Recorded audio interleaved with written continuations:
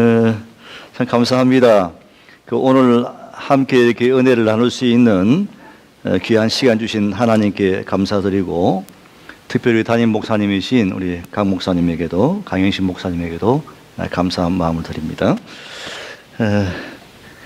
새해엔요, 좀 더 행복했으면 좋겠고, 그죠? 좀 더 하나님의 축복도 많이 받고, 또 우리 또 서로 사랑하면서 사랑이 넘치는 그런 삶을 살았으면 좋겠다 생각합니다. 우리 한번 다시 한번 서로 옆에 쳐다보고 한번 인사합시다. 세 가지 인사인데요. 사랑합니다. 축복합니다. 행복하세요. 이렇게 한번 인사합시다. 시작. 사랑합니다. 축복합니다. 행복하세요. 오늘 저는요, 한 사람의 귀중성이다 하는 제목으로 말씀을 좀 전하고자 합니다. 한번 따라서 합시다. 한 사람의 귀중성.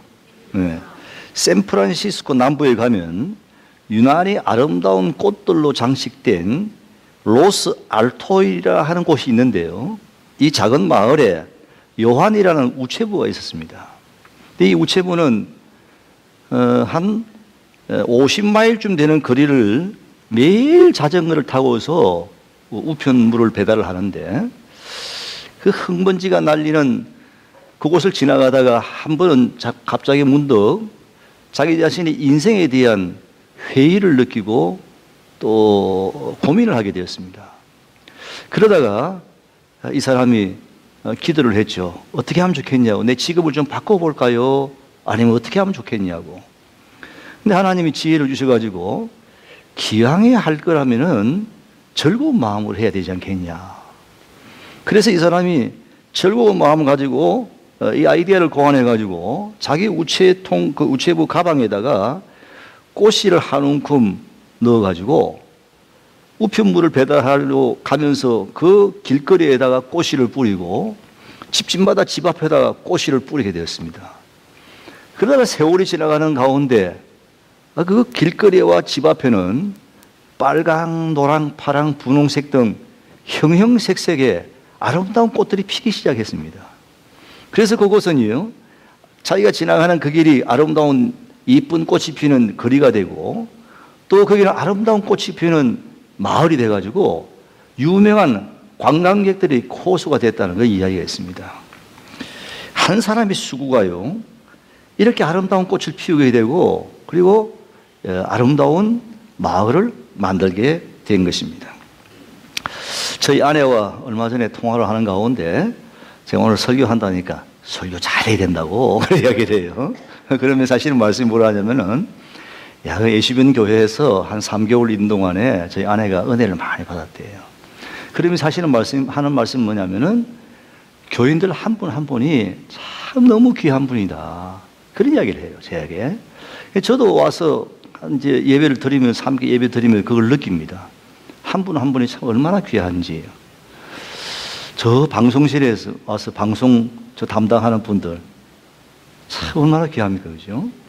또 피아노 반주 이렇게 반주하시는 분들 참 너무 귀해요. 피아노 반주도 하지요.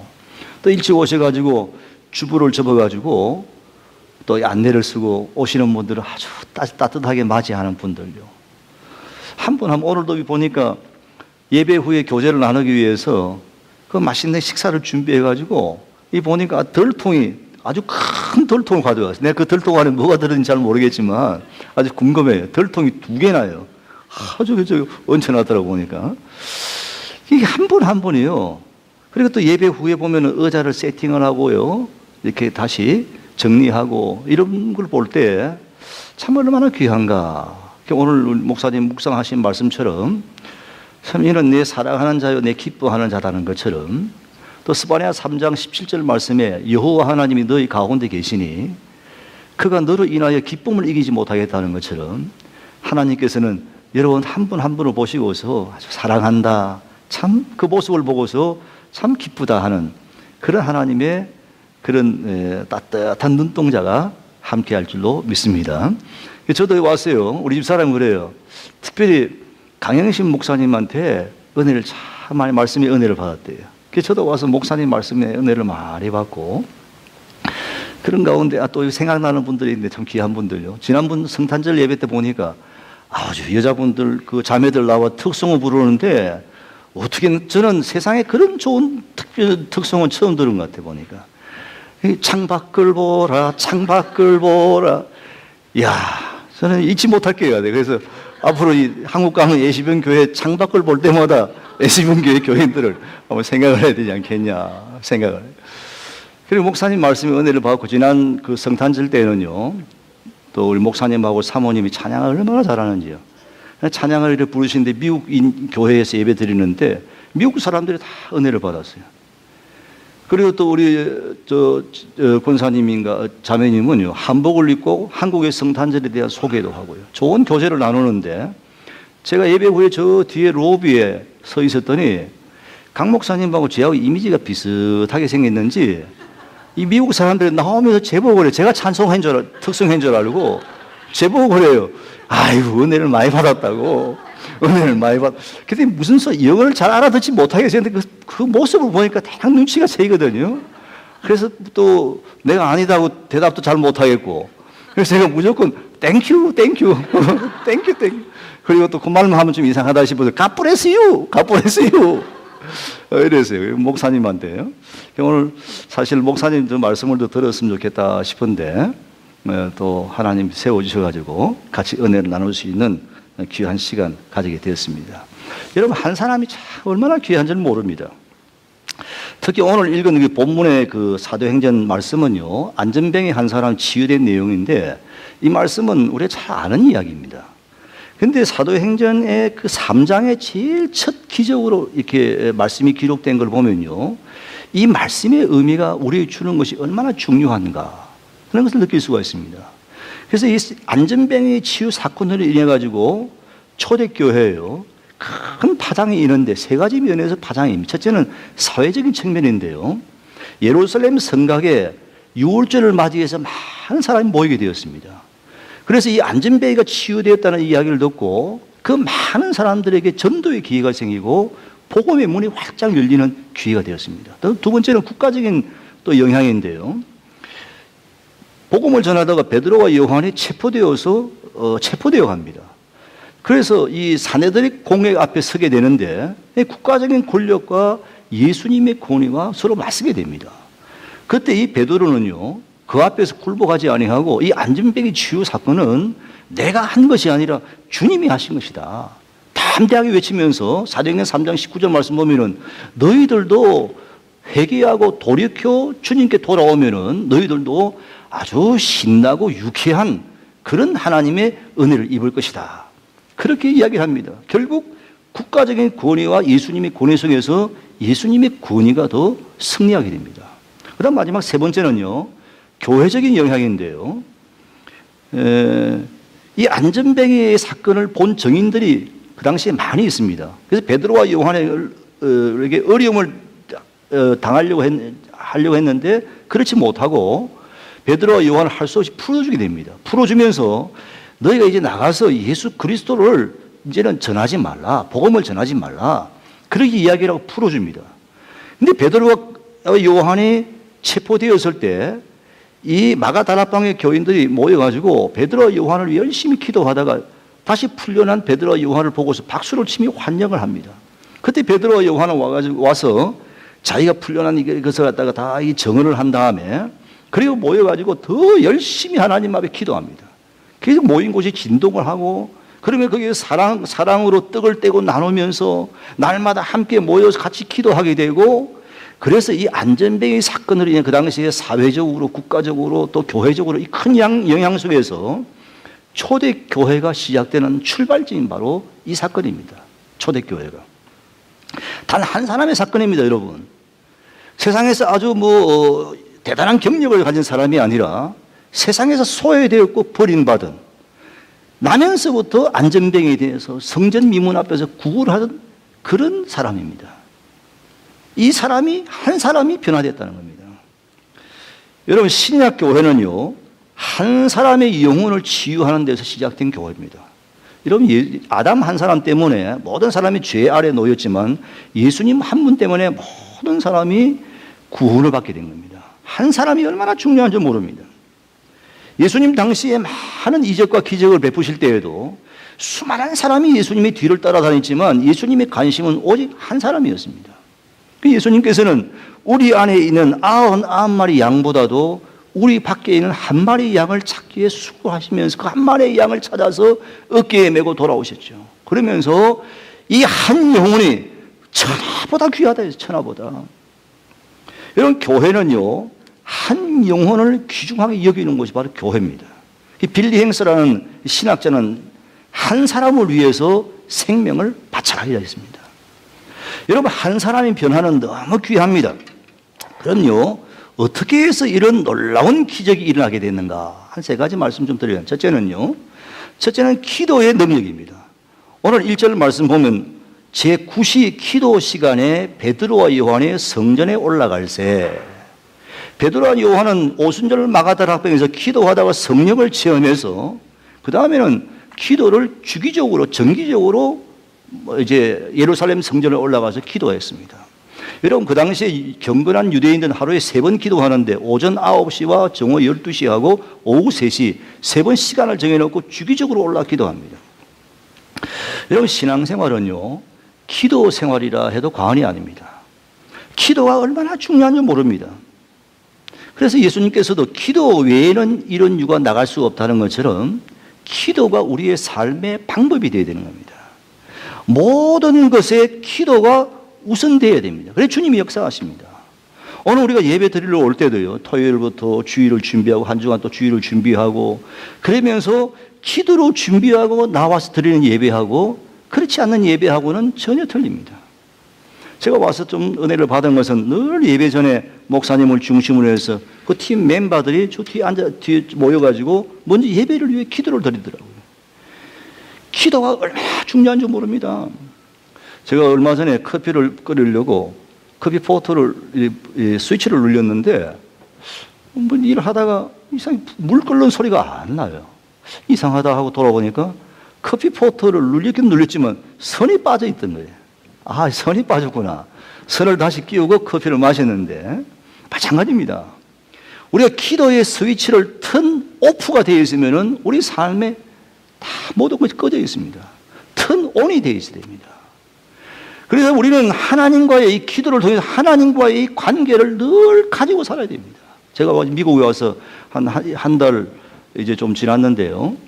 있는 동안에 한국에서는 그래도 새벽부터 시작해서 늘 기도 생활을 가지다가 여기에서는 그걸 놓쳤어요. 이걸 리듬이 낮과 밤이 틀리니까요. 그러다 생각한 게 뭐냐면 무시 기도를 해야겠구나. 24시간 늘 생각날 때마다 기도해야겠구나. 그래서 무시 기도를 했어요. 생각날 때마다 늘 기도하는 마음으로. 여러분, 우리가 새해를 맞이했지만요, 새해라고 다 좋아하지만 여전히 금년 새해에도 작년에 안고 있는 염려와 걱정과 근심을 우리는 여전히 안고 있는 것입니다. 우리 복음성가 보면 그런 가사가 있죠. 기도할 수 있는데 왜 염려하십니까? 기도할 수 있는데 왜 걱정하십니까? 스폴전이라는 사람은요, 10년 걱정하는 것보다 10분 기도하는 것이 더 중요하다 했습니다. 빌립보 4장 6절 말씀 보면 아무것도 염려하지 말고 오직 모든 일에 기도와 간구로 감사함으로 하나님께 아뢰라. 그리하면 모든 지각에 뛰어나신 하나님의 평강이 우리 마음과 생각을 지키시리라. 아멘이시죠? 네, 이 기도가 참 중요합니다. 그래서 쉬지 말고 기도해라 했어요. 쉬지 말고. 영적인 호흡이거든요. 육신의 호흡을 해야만 우리가 살듯이 영적인 호흡, 기도의 호흡을 할 줄 알아야 됩니다. 영적 호흡은 뭐냐? 호흡은 들으시고 내쉬는 거죠. 영적 호흡은 쉬지 말고 기도할 때 우리 인생의 삶 속에 파도가 저 바닷가의 파도처럼 찾아오는 염려와 걱정 같은 문제, 어려움, 좌절, 낙심, 이건 내쉬어야 됩니다. 그리고 하나님 주시는 기쁨과 감사와 평안, 이건 들으셔야 되는 겁니다. 그러면서 우리가 기도 생활, 영적 생활을 하게 될 때 우리는 기도를 통해서 하나님의 은혜를 누릴 수가 있는 겁니다. 로마 시대에요, 기독교 박해 시절에 펠릭스라는 교회 지도자가 있었는데 복음을 열심히 전하니까 로마 군인들이 이 사람을 잡아다가 죽이려고 했습니다. 펠릭스는 산속으로 들어가서 산에 올라가서 불 속에 숨겨되었습니다. 그리고 관원들이 그를 체포하러 올라오게 됐는데 그 마지막 그 순간에 불 속에서 무릎을 꿇고 하나님을 기도했습니다. 하나님, 이제 내 생명을 주님께 드립니다. 맡깁니다. 주님 손에 모든 걸 의탁합니다. 그런데 이상하게도 그 체포하러 오는 수색 대원들이 굴 앞에까지 왔다가 굴 안에 들어오지 않는 겁니다. 그리고 왔다 갔다 그냥 돌아가 버렸습니다. 그래서 이 펠렉스라는 지도자가 이상하다 생각하고 밖을 나와 보니까 자기 자신이 그 굴 속에 들어가서 기도하는 그 순간에 굴 앞에 거미 몇 마리가 쏜살같이 내려와 그 앞에다 거미줄을 친 겁니다. 그래서 그 체포하러 온 사람들이 이 굴 안에는 아무것도 없구나 생각을 하고 돌아가게 된 겁니다. 그리고 이 펠렉스라는 지도자가 유명한 말을 했습니다. 쇠문과 철문도 기도하지 아니하면 거미줄보다 약하지만 저 돌문도 쇠문도 기도하면 거미줄보다 약하다 했어요. 그 거미줄보다 강하다 했어요. 여러분, 기도하면 하나님이 지켜주십니다. 기도하는 하나님 우리를 도와주십니다. 기도하면 우리를 살려주시는 겁니다. 그래서 캐틀린 쿨반이라는 사람은 성도에게 가장 중요한 기도인데 기도는 바로 가장 위대한 능력이 바로 기도의 힘이다 했어요. 그래서 기도는 영적인 무기인 것입니다. 오늘 우리가 영적 전쟁을 치르고 있는데 영적인 무기가 바로 이 기도인 것입니다. 베드로와 요한은 이 기도의 능력을 소유했기 때문에 이 기도를 통하여서 저 성전 문 앞에 있는 그 한 영혼을 살려내는 그런 역사가 일어나게 된 것입니다. 두 번째는요, 팀웍입니다. 팀웍. 베드로와 요한은요, 주님이 가장 사랑하는 제자였습니다. 그리고 예수님 부활 후에 예수님 부활한 다음에 무덤까지 같이 찾아간 사람이었고요. 성만찬 위원이었고 기도의 콤비였고요. 사마리아 교회에서 예루살렘 교회로 파송된 믿음의 동력자입니다. 그런데요, 베드로와 요한은요, 세대 차이가 있었습니다. 베드로는 연장자고 요한은 막내입니다. 또 성격도 차이가 있었습니다. 베드로는요, 기질이 전사 같은 기질이어서 그 신앙 기질이 아주 굴곡이 심합니다. 뜨겁게 주님을 믿겠다 해놓고 또 배반도 하고 부인도 하고요. 요한은요, 잔잔한 파도 같은 철학자 같은 스타일이 바로 요한입니다. 그런데 이 두 사람이요, 이런 차이가 있음에도 불구하고 서로 팀워크가 잘 돼, 조화가 잘 됐다는 겁니다. 제가 한번 가만히 생각해 보니까 왜 그러냐? 앞에서 말씀드린 기도가 아닌가. 여러분, 우리가 상대방을 위해서 늘 중보 기도하게 되면요, 그 상대방이 사랑하는 마음이 생깁니다. 그리고 상대방이 나보다 더 낫다, 귀하다는 것을 느끼게 되는 겁니다. 그래서 이 좋은 하나가 된 이 팀워크를 가지고서 한 생명을 살리게 됐다는 겁니다. 초대교회도 마찬가지입니다. 서로 모여서 한 마음이거든. 팀워크이거든. 한 마음으로 모여서 같이 함께 예배를 드리고 찬송하고 기도했더니 하나님이 날마다 구원받는 숫자를 더하더라. 초대교회 부흥의 원동력이 바로 팀워크이다 말입니다. 여러분, 운동 시합을 하다 보면요, 그 경기를 보면은요, 뭐 배구를 하든지 농구를 하든지 보면 감독이 제대로 시합이 풀리지 않으면은 선수들을 작전 타임 불러서 선수들을 불러 모읍니다. 불러 모아서 다시 작전 지시를 하게 됩니다. 다시 작전 지시를 한다고 어떻게 합니까? 손을 다 모아가지고, 손을 다 겹쳐가지고, 그래서 화이팅! 외치면서 다시 그 운동에 임하게 합니다. 왜? 한 마음으로, 마음을 새롭게 함으로. 그렇게 다시 운동에 임하라는 겁니다. 우리 애시본 교회도 주님을 중심으로 또 목사님과 여러 모두가 다 한 마음의 팀워크를 이루게 될 때에 새 생명의 역사가 일어날 줄로 믿습니다. 마지막 세 번째로요, 예수 그리스도의 이름입니다. 여러분, 이 사건을 이해하기 위해서는요, 전장인 요한복음을 잘 이해를 해야 됩니다. 요한복음은 여러분 잘 아시다시피 예수님이 순환당하시고 체포를 당하시고요, 십자가에 죽으시고 그런 내용이죠. 그래서 요한복음 18장 말씀 보면, 그리고 또 요한복음 이제 19장 20장으로 넘어가면은 예수님이 다시 부활하셨죠. 부활하신 예수님이 디베리아 바닷가에 가서 고기 잡는 어부에게 나타나가셔가지고, 제자들이 나타나가지고, 그리고서 예수님께서 이제 내가 나를 사랑하느냐, 요한복음 21장에 물어보죠. 베드로를 향해서. 그러면 성천 직전에 사역을 이야기합니다. 그리고 사도행전 1장으로 넘어가면은 너희가 예루살렘을 떠나지 말고 약속한 성령을 기다리라. 성령을 기다리라고 말씀하죠. 성령 강림을 약속을 합니다. 그리고 사도행전 2장으로 넘어간 베드로를 중심의 주의 사도와 120명의 성도가 마가다락방에 모여서 열심히 기도하고 모두가 다 성령을 받게 됩니다. 그래서 이 초대교회가 이제 시작이 됐단 말입니다. 여기에서 우리가 베드로를 좀 주목해서 보면요, 성령 받기 전의 모습과 성령 받은 후의 모습은 전혀 틀립니다. 성령 받기 전에는 예수님의 수제자라는 이름이 명목상의 이름이었습니다. 명목상의 크리스찬입니다. 그래서 예수님을 따라다닌다 하면서도 부인도 하고 배반도 하는 그런 모습이었죠. 그렇지만 성령을 받은 다음에 예수를 만난 다음에는 예수님의 참 제자가 되었습니다. 나중에는 거꾸로 십자가에 못 박혀 죽을 정도로 말입니다. 그리고 나아가서 예수님은 하나님의 아들입니다, 그리스도입니다 라고 고백을 하면서 담대하게 복음을 전하는데 3,000명, 5,000명이 죽게 돌아오는 생명의 역사가 일어나게 된 것입니다. 그러므로 오늘 이 사건을 보면서요, 이 안전뱅이 사건을 보면서 요한복음 그 전에 베드로의 모습과 지금의 베드로의 모습 보면서 성령 받은 후에 예수를 진짜 내 마음속에 만난 다음에 모습이 전혀 다른 것을 알 수가 있습니다. 그래서 이 베드로는요, 그 사실을 깨닫고 정말 예수 그리스도의 이름만이 생명을 살릴 수 있다는 것을 알았습니다. 예수 그리스도의 이름만이 모든 문제의 해결자인 것을 믿었습니다.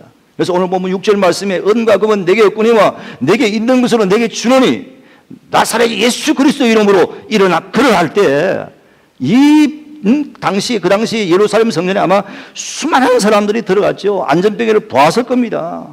지나갔습니다. 그러나 수십 년 동안 그 누구도 고칠 수가 없었고 자기 자신도 아무것도 할 수가 없어서 쿨하고 인생을 산 이 사람에게 베드로가 예수 그리스도의 이름 이 복음을 전함으로 한 사람의 생명이 살아나는 놀라운 기적이 일어나게 된 것입니다. 예수 그리스도요. 그럼 우리가 잘 알지만요, 신앙생활에 있어서 제일 중요한 것이 키포인트가 예수 그리스도거든요. 잘 아는 말씀이지만 한번 생각해 봅시다. 예수 그리스도 어떤 분입니까? 로마서 1장 16절 말씀 보면요, 사도 바울은 내가 복음을 부끄러워하지 아니하노니 이 복음은 모든 믿는 자의 구원을 주신 하나님의 능력이라 했어요. 그러니까 로마서 1장 2절에 4절 말씀 보면은 복음이 뭐냐? 바로 예수 그리스도라 했어요. 예수 그리스도. 그럼 오늘 우리는 복음을 믿는, 예수 그리스도를 믿는 겁니다. 그럼 예수님 뭐냐? 여러분들 아시다시피 예수님은 예수 그리스도, 예수는 이름이고요, 그리스도는 그 이름에 대한 직분입니다. 역할입니다. 예수님의 이름은 바로 구원자다. 마태복음 1장 23절 말씀 보면은 아들을 낳으니 예수라, 그가 바로 저들의 죄에서 구원할 자다. 구원자. 그러니까 우리가 예수님의 이름을 믿는 사람들은 구원받는 겁니다. 사도행전 4장 10절, 2장 21절 말씀 보면 누구든지 주의 이름을 부르는 자마다 구원을 받으리라 했거든요. 그게 우리가 예수님의 이름을 믿음으로 구원받는 거죠. 이게 예수님의 이름의 뜻입니다. 그럼 그리스도는 뭐냐? 그리스도는 기름 부음 받았다는 뜻인데 구약시대에 기름 부음 받은 세 사람입니다. 그건 누구냐? 선지자와 제사장과 왕입니다. 그럼 이 그리스도라는 역할, 의미가 뭐냐? 그 직분의 의미가 뭐냐면은 첫째로요, 그리스도는 참 선지자다는 거예요. 선지자. 그래서 하나님을 떠난 죄악된 우리 인생들에게 하나님을 만날 수 있는 길을 열어주시는 분이 바로 그리스도라는 거예요. 참 선지자거든요. 길을 열어주시다. 요한복음 14장 6절 말씀은 내가 길이요 진리요 생명이니 나로 말미암지 않고는 아버지께로 올 자가 없다 했어요. 주님이 참 길이다 말입니다. 그리고 예수 그리스도를 믿는 사람들은 이젠 천국 가는 길이 보장되어 있고요, 하나님 만나는 길이 열려 있단 말입니다. 이 엄청난 축복이거든요. 두 번째로는 예수님은 참 제사장입니다. 대제사장으로 오셔가지고 우리의 죄를 대신해서 십자가에 못 박혀 돌아가셔서 우리 죄를 용서해 주시고, 그리고 우리는 죄에서 자유함을 얻고 죄에서 해방을 얻게 되었습니다.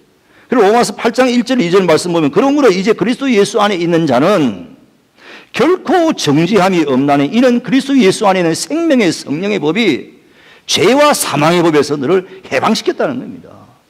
그러면 오늘 우리가 예수 그리스도를 믿는 사람들은, 그걸 고백하는 사람들은요, 이젠 죄에 매이지 않습니다.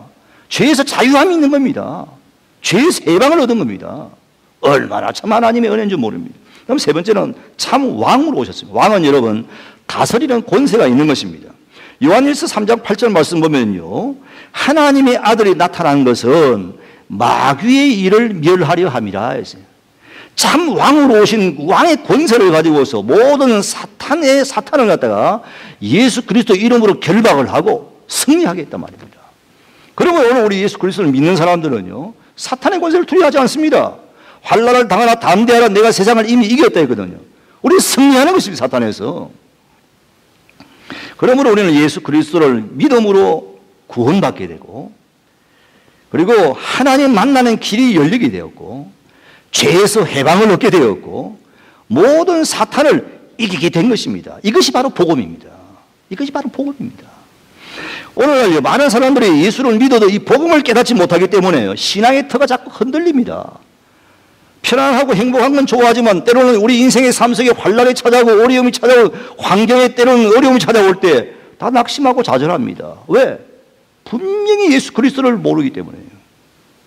오히려 주님을 진정으로 아는 사람들은 환난이 찾아오고 어려움을 찾아오고 환경에 어려움이 찾아올 때 그때 더요 주님을 의지합니다. 주님께서는 그 환경 속에서 물어보실 겁니다. 물어보실 거예요. 내가 이런 환경 속에서도 나만 의지하느냐? 너 정말 이런 환경 속에서도, 이 어려움 속에서도 나의 참 제자의 길을 걸을 수가 있느냐? 그때 우리는 정말 그리스도인 것을 믿고 있는 우리라면은, 네, 주님, 내가 주님만 더 의지하겠습니다. 주님만 더 바라보기를 원합니다. 주님만 더 사랑하기를 원합니다. 변함없이 어떤 상황 속에서도 주님을 의지하고 살아갈 수가 있는 것입니다. 이 예수 그리스도에 대한 분명한 복음이 없기 때문에 대부분 교회들은 많이 다니고 있지만요. 신앙생활 하는 것이 아니라 종교생활을 하고 있는 겁니다. 신앙인의 모습이 보이지 아니하고 종교인의 모습이 보입니다. 이 복음이 없기 때문에. 그래서 교회는 나오지만 기쁨이 없고 감사가 없고 자유함이 없습니다. 율법에 매여서 율법주의자가 되지 복음주의자가 되어야 되는 겁니다. 그리고 신분주의로 하나님 제일주의, 하나님 중심으로 살아야 되는데 인본주의로 살아가고 있는 겁니다. 인간의 생각으로. 그러니까 역사가 일어나지 아니하죠. 저는 가만히 생각해 봤어요. 왜 그 이유가 무엇일까? 생각하는 가운데 예수 그리스도를 믿기는 믿지만 올바로 내 마음에 영접하지 못하기 때문이다. 여러분, 영접이라는 것은요, 내 마음의 주인으로 모신다는 겁니다. 주님을요. 지금까지는 내가 내 인생의 주인이었지만 이제부터는 모든 것에 주님을 내 삶의 주인으로 모신다는 겁니다. 그래서 나는 죽고 내 육은 죽고 영이 사는 거지요. 주어와 동사가 바뀐 겁니다. 그전까지는 주어가 나라면은, 주님이 동사라면은, 이제는 주어와 동사가 바뀌어서 주님이 주어가 되고 나는 동사로서 주님이 인도를 따라 살아가는 겁니다. 그래서 오늘 우리는 영접한다는 것은 내 마음속에 내가라는 이것이 자리 잡고 있는 것을 주님으로 교체시켜야 되는 겁니다. 그 내 속에, 내 마음속에 주님이 계셔야 된다. 그래서 계시록 3장 20절 말씀 보면은요, 볼지어다 내가 문 밖에 서서 두드리노니 누구든지 내 음성을 듣고 문을 열면 내가 그에게로 들어가 그로 더불어 먹고 그는 나와 더불어 먹으리라. 요한복음 1장 12절 말씀에 영접하는 자, 그 아들의 이름을 믿는 자에게 하나님의 자녀라는 신분을 주셨다는 거예요. 하나님의 자녀라는. 여러분 생각해 보면요, 영접하면요, 예수를 믿으면 영접하면 신분의 변화가 생깁니다. 그래서 마귀의 자녀에서 하나님의 자녀가 됩니다. 세상에 속한 자가 바로 하나님께 속한 자가 됩니다. 엄청난 축복입니다. 엄청난 변화입니다. 영접에서 하나님의 자녀가 된 사람은요, 늘 말씀을 묵상하고 날마다 말씀을 묵상하고 말씀을 붙잡아야 됩니다. 여러분 주일날 와서도 목사님 설교 말씀하실 때 그 설교 말씀을 붙잡아야 됩니다. 하나님의 말씀을 붙잡아야 됩니다. 말씀 듣고 교회 예배당 나갈 때 잊어버리는 것이 아니라 그 말씀을 붙잡고 한 주간 동안 그 메시지가 하나님 주신 메시지인 줄 알고 그 말씀을 붙들고 한 주간 동안 기도하게 될 때 그 말씀이 여러분의 생명을 살리는 겁니다. 그 말씀이 여러분의 삶에 역사하는 겁니다. 그래서 영접한 사람들은 항상 말씀을 가까이 하고 날마다 말씀을 묵상하라고 제가 앞서 말씀드린 무시기도처럼 하나님 앞에 늘 쉬지 말고 하나님 앞에 기도해야 되는 겁니다. 그럴 때 하나님의 큰 톱니바퀴가 있다면은 내 작은 톱니바퀴를 말씀과 기도로 이빨을 잘 맞추면요, 내가 내 인생을 돌리는 것이 아니라 하나님이 내 인생을 돌려주는 거예요. 하나님이 내 인생을 인도해 주시는 거예요. 내 힘으로 사는 것이 아니라 주님의 인도대로 산다는 겁니다. 그러므로 여러분, 예수가 그리스도임을 영접을 하고 고백하고 믿는다는 것은요, 이건 엄청난 축복입니다. 오늘 저와 여러분들은 예수님 믿는 사람들 아닙니까? 엄청나게 축복을 받은 사람입니다. 한번 따라서 해볼까요? 엄청나게. 나는 축복받은 사람이다. 믿으시면 아멘 하시 바랍니다. 엄청나게 축복. 그걸 항상 생각해야 돼요. 나는 하나님 믿음으로 하나님의 자녀가 되어 신분이 바뀌어. 나 엄청난 축복을 받은 사람이다. 재물이 없어도 재물 뭐 세상 것 그게 아니에요. 주님을 믿음으로 엄청나게. 여러분, 여러분의 삶에 가장 귀중한 것이 뭐라 생각됩니까? 다이아몬드입니까? 여러분의 삶에 가장 소중한 것이 뭡니까? 자녀입니까? 가족입니까? 여러분의 삶에 꼭 필요한 것이 무엇입니까? 물질입니까? 여러분, 우리 인생에 진정 귀중하고 소중하고 꼭 필요한 분이 누구냐? 오직 예수 그리스도입니다. 오직 예수 그리스도. 나 같은 죄인을 구원하기 위해서 십자가에 피 흘려 돌아가신 예수님. 나를 변화시킨 예수 그리스도. 나같이 못난 사람이 어디 있습니까?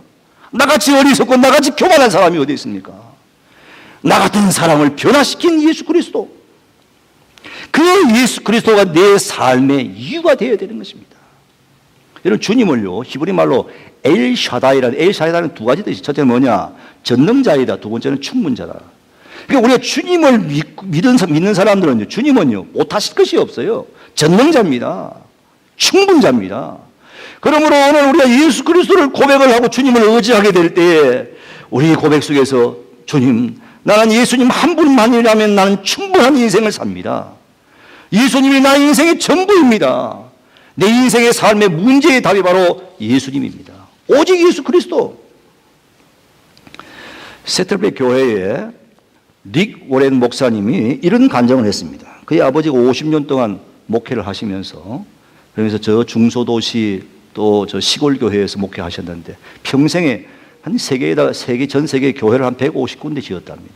그리고 마지막 이제 몇 해 전에 병상에서 돌아가시면서 한 달여 동안 계시는 동안에 의식이 한 반밖에 되지 못하는 그런 상태였어요. 그리고 마지막 돌아가시기 전에 그 병상에서 자꾸 무엇인가 말씀을 하는데 뭐라 하냐면은 예수님을 위해서 한 영혼을 더 구원해야 돼. 한 영혼을 구해야 돼. 마지막 임종하기에 1시간 동안요, 그 말을 100번 정도 외쳐야 돼요. 100번 정도. 예수님을 위해 한 명을 더 구해야 돼.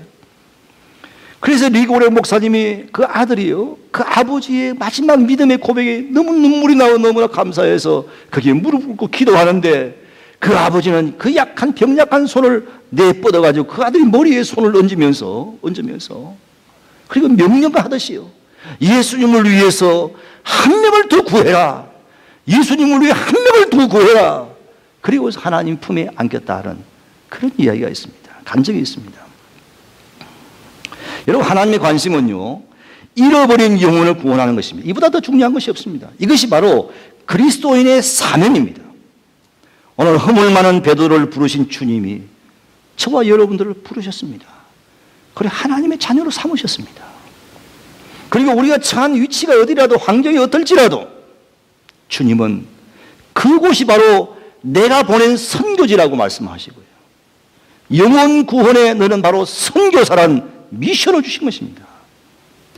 변화된 이 베드로를 통하여서 버림받은 이 안전병의 한 영혼이 주님께 돌아오듯이요, 여러분 한 분 한 분을 통해서 구원의 역사, 생명의 역사, 복음의 역사가 나타나시기를 바랍니다. 오직 예수 그리스도, 이것이 내 인생의 큰 명제가 되어야 되고, 오직 예수 그리스도가 일평생 나의 기도 제목이 되어야 됩니다. 우리는 살아가는 가운데 생계냐 생명이냐의 갈림길에 있었지만 오늘 우리의 삶은 생계가 우선이 아니라 나의 생명을 살리신 예수 그리스도를 붙잡아야 되는 것입니다. 그리고서 그 오직 예수 그리스도께 생명을 걸고 예수 그리스도께 올인을 해야 되는 겁니다. 올인을. 그것이 가장 가치 있는 인생인 것입니다.